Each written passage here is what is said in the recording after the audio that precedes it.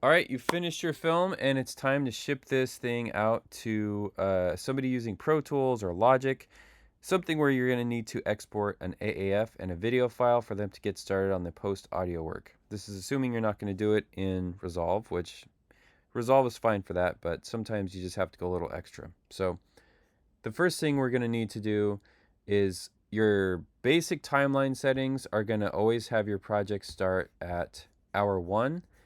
And that's not good for delivery because we need a countdown and a 2-pop. So the very first thing you'll need to do in your cut or edit window is locate your timeline, right click it, go to timelines, starting time code, and set that to 00595000. So that's going to give you 10 seconds before you will have to then slide your clips over. This project starts with a second of black, but like this is the first frame of the film. So this first frame is starting hour 1, hour 1. How do I get this time code burn in too, which is the other thing you're going to need? We'll get to that in a second. But for now, you need a countdown with a 2-pop, which does that. And for that, go to this website. I'll drop a link in the description. Download that. It's going to give you 192 TIFF files, but you just highlight all these and you drag them into Resolve and it makes a nice video for you. And then verify that when the 2 is right there, so the 2 and the screen turns white, that this happens at exactly 59:58. And you're also going to want to drop a 1 frame, 1 kilohertz beep, which sounds like this.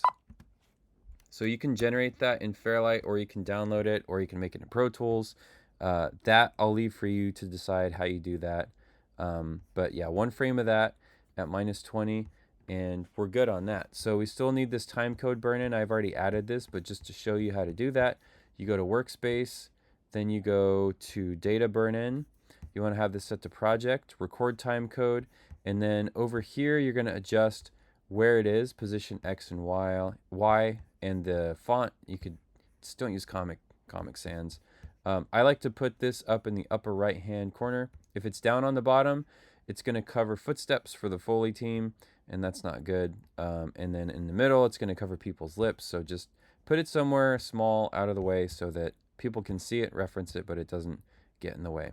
So at this point, we've got our leader, our countdown. We've got our beep, and we've got a time code burn. So this is good. Everything's lined up where it needs to be.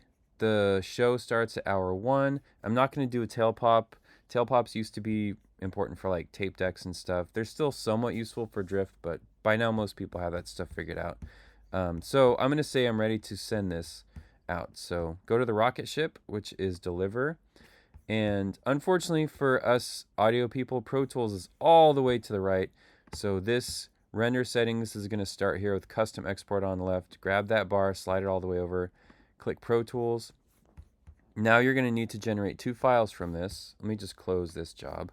And 1 video file, a reference, we call that a reference, and 1 AAF, which is going to contain all these clips for the sound team to start using. So on video, the best settings for Pro Tools are QuickTime, DNX HD, and then do 1080p 36 8-bit. This is the smallest DNX HD file you can make that still has reasonable quality. The sync is really solid, and that is going to be great for that. For the audio, for the codec, it might start you out with linear PCM. Go ahead and click embedded in AAF. This will encapsulate all the audio files in the AAF, make it easier. Then it's 2 files to send instead of 2,000. Add 240 frame handles. So at 24 frames per second, that should be 10-second handles on each side of a cut. Channel, same as source, bit depth 24. I like to do render 1 track per channel. Every once in a while, depending on how your project is managed and laid out, you will have to experiment with this setting, but these are the settings I recommend. Embedded, 240 frame handles, same as source, 24-bit, render 1 track per channel, and then again, video is QuickTime DNX HD, 1080p 36 8-bit. So hopefully you've named your timeline something like this, FH_ locked cut version 8. That's right, there's no more locked cuts. We call them locked cuts, but there can be multiple locked cuts. And then the date.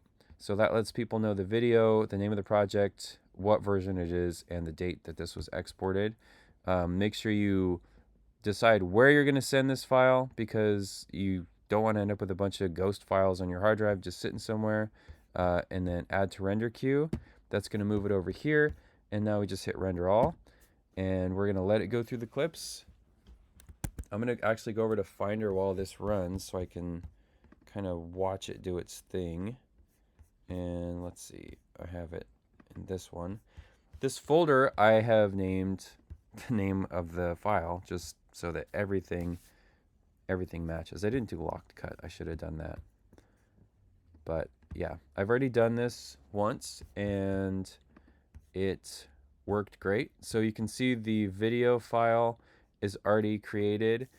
Unfortunately, with DNX HD, at least on my MacBook, maybe because of the QuickTime codecs, this video will play fine in Pro Tools, but I can't preview it. So you kind of just have to trust that it's good.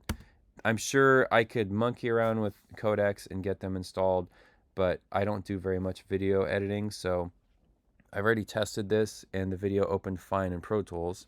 So there we go. This AAF is created. It's 338 megabytes. That's a big enough size where I know it's got audio in it. If it feels like 2 megabytes, there's probably nothing in there. So make sure this size is right. The video file is only 1.64 gigs, so super manageable. I can send this whole thing out under 2 gigs for a 6-minute short. I feel like that's really efficient. It's a good use of internet bandwidth, and it didn't take that long. It took 27 seconds to export. So this video is going to be longer than that, but I want it to be thorough and take you guys through not just, rushing over to export something, but actually have a time code burn in, actually have the start time be right, and actually have a countdown with a 2-pop so that everything is done somewhat professionally. So hopefully this video has helped you.